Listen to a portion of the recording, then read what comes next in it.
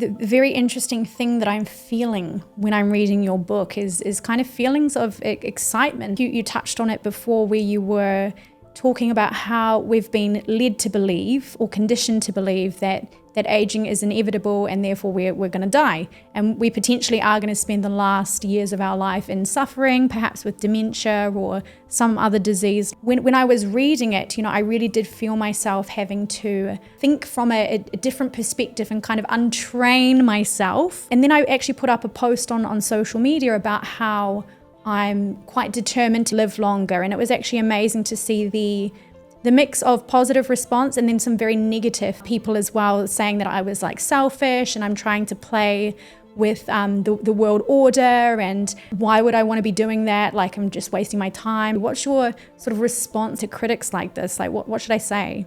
People feel threatened when one suggests that one should be thinking and aiming high in this area. They feel that, they're going to have to get somehow emotionally invested in the possibility that it might be in time for them, or it might not. And, they ought to do something about that. The things that people say, like, oh dear, well, we put all the people, or isn't it selfish, or doesn't death give meaning to life?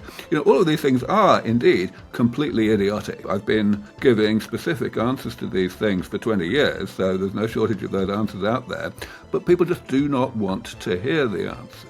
That's what has to be overcome. We have to basically embarrass people into just getting with the program and understanding that aging is a medical problem, just like all the things that they're already upset about, like Alzheimer's or cancer or whatever. Almost all cancers are age-related. They predominantly affect older people.